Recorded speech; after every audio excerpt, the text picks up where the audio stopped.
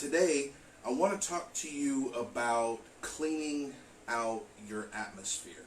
Now, the idea behind cleaning out your atmosphere is to basically let go of the people that are in your circle that aren't actually helping you advance in life.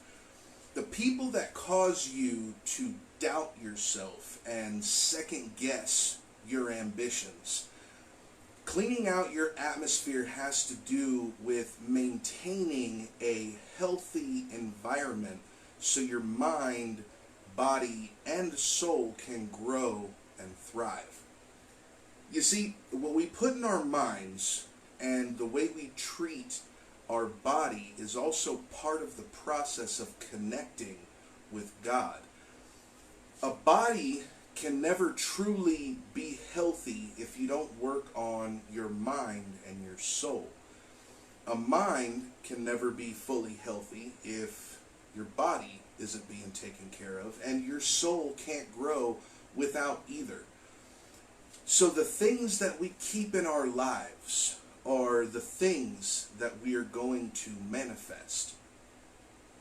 If you only dwell on what's not happening, you're going to get more of it not happening. If you're only dwelling on problems that come and go in your life, you're only going to have more problems coming and going in your life. If you're the smartest person in your group, you need a new group. The people around you and the things that you do and what you put into your mind, body, are what allow you to grow. Just like the atmosphere allows us to live. In Matthew 7, it says, "Don't throw your pearls to pigs." Now, you might be thinking, well, Bryan, I don't have any pigs or pearls for that matter, so anyway, you're missing the point, okay? In the Bible, pigs were defined as something that could ravage an entire farm, all the way down to the insects, leaving nothing left. So, what pig means is don't waste the divine light inside of you on people who don't have ambition to progress, but instead choose to ravage and destroy. Or in other words, people who only care about themselves, or people who are only worried about the next fix, or people with low morale. Keeping those types of people around you are going to encourage you to have those same types of ambitions. The atmosphere of Earth is designed to allow us to breathe, allows plants to live. It's all a cycle, it's all interconnected, and one thing helps other things live and grow. Without the right things in the atmosphere, our plants wouldn't grow. And then eventually our ability to breathe would become entirely limited. Life is the same way. You have to have the right people in your life that can help you to grow and help you to reach new levels of success. The problem is that we tend to give into this guilt or even manipulation of those people who are in all actuality dragging us down. This is an example, just so you know, that I give to people in addiction classes. There's an experiment that they've done with mice where they give this mouse two options: a button that distributes food and another that distributes a drug that puts the mouse in almost a euphoric state. There are mice that will literally hit that pleasure button over and over and over and over again until they starve to death. Sometimes we allow people to stay in our lives because of maybe a long-term bond. We don't want to hurt their feelings, or because, maybe we like their personality, just not the things that they do. So we tend to almost overlook the fact that they aren't actually healthy for our progression. So the first thing that I tell these people in classes is you have to let go of everyone in your life right now who might be addicted or who might be living in these whispers of influence. It doesn't matter how long you've known them. Cleaning out your atmosphere is the only way to get you out of the bad situation you may or may not be in. These people, they're going to encourage you to continue with bad behavior that you're trying to stop. You can't stop hitting a pleasure button when everybody around you keeps hitting the button. It's really hard. So you have to distance yourself from those people and bring yourself into a circle of people with the like mind. I knew this guy who, he had written in to the page, and he was telling me a story about how he actually started following us. And he used to listen to a lot of news shows, morning talk shows, news shows, and the thing is that people would always call into these shows, and everybody would be fighting over each other's opinion. And what he found was that he was always in a bad mood. All day at work, nobody would want to be around him. Everybody would avoid him the most they possibly could. And when he got home, him and his wife, they would just argue all the time. And one day, he says one day that after he and his wife had an argument, he got on Facebook and happened to come across one of our posts.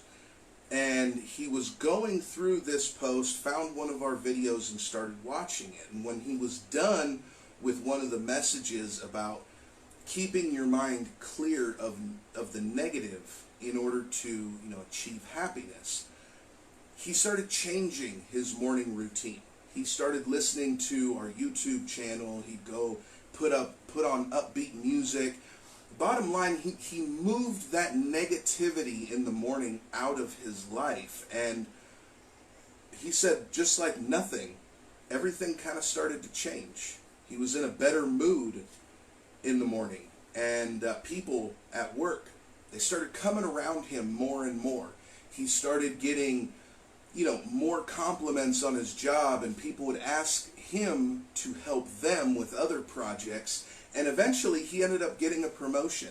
He'd get home, he and his wife hadn't argued for almost a month and a half at this point, and it was all due to making one small change, cleaning out his atmosphere.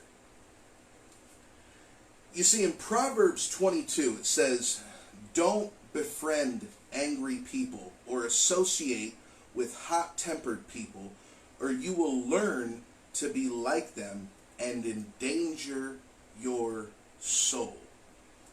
Now, why do you think in the Bible it's going to tell you to not be around those kind of people? That right there is telling you to get rid of negative people in your life.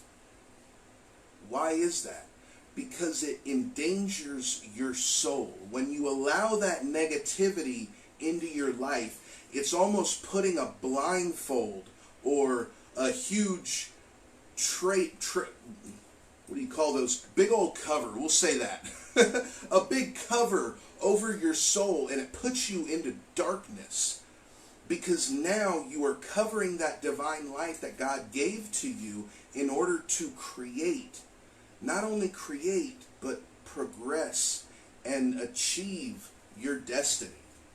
You see, in ancient times, cities put up walls around the town to basically protect it from intruders. And that way they would know whoever was inside the wall were people of the city, people that all believed in the same thing and all had like minds.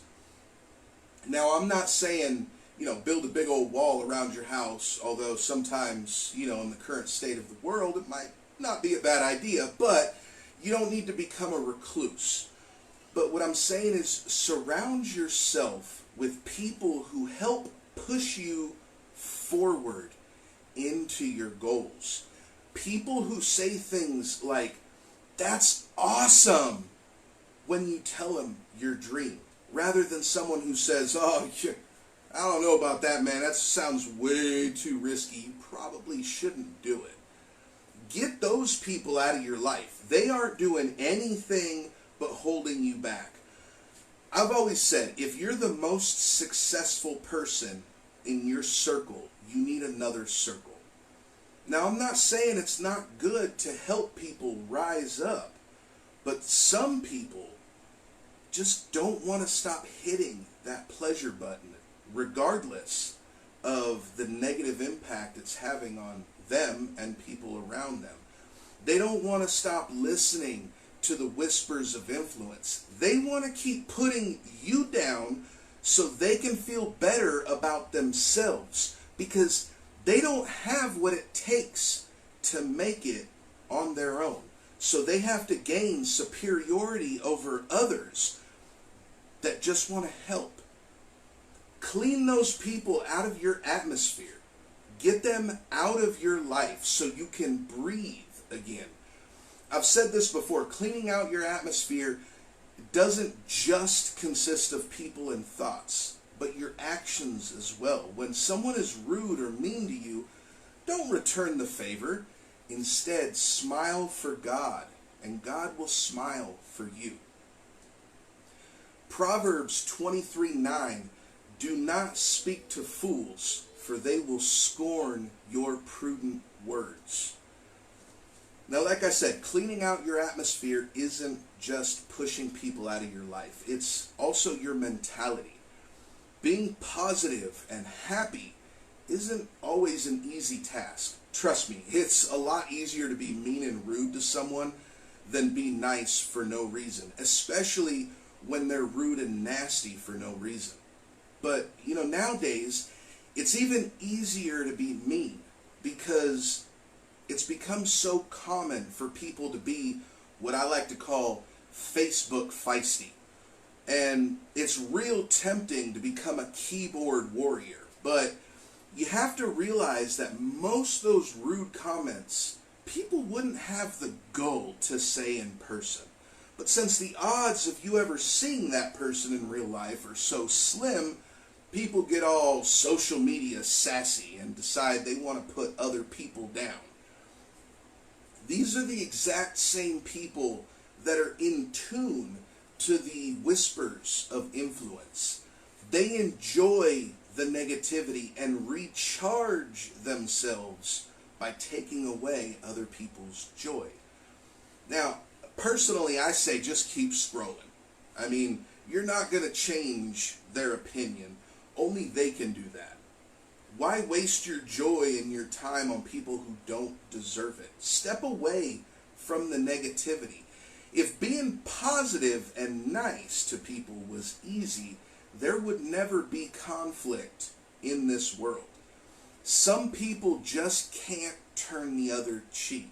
Some people thrive off of negativity, and those are the people you need to move out of your life so you can focus on being happy, being positive, and continuing to smile for God.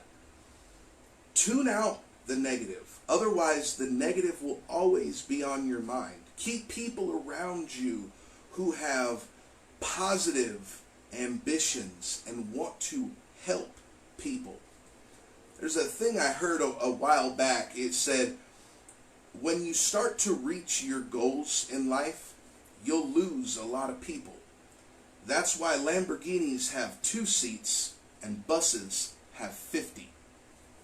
Cleaning out your atmosphere is not letting negativity and whispers of influence into your life, which, like I said, isn't, always necessarily coming from others. It's not an easy task either. Sometimes, we get caught up in these fears because we think of failures that we experienced in the past. We start dwelling on a conversation we had and think, why am I so stupid?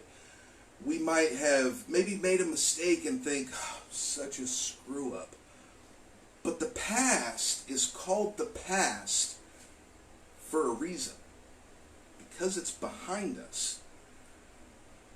all of those things that you felt, that maybe you felt made you unworthy, went completely out the window the moment you came back home. Just like the prodigal son, God was waiting with his arms open for you to come back home. Leave those mistakes and those failures in the past where they belong. Smile for God when someone is rude to you. Don't listen to those whispers of influence and negative people in this world. Remember that God has stamped you with a yes from the day you were born. So remember to always stay focused, stay humble, and before all, faithful and happy. Because when you do this, I believe and I declare that through the power of our Almighty Father, you will reach new incredible levels of your destiny. In Jesus' name. If you agree with me, go ahead and give me a big old amen. Come on, you know you want to do it. Go ahead and shout it out to the heavens. I want to say thank you all for showing out tonight. Have a wonderful evening and a blessed life. We'll see you soon.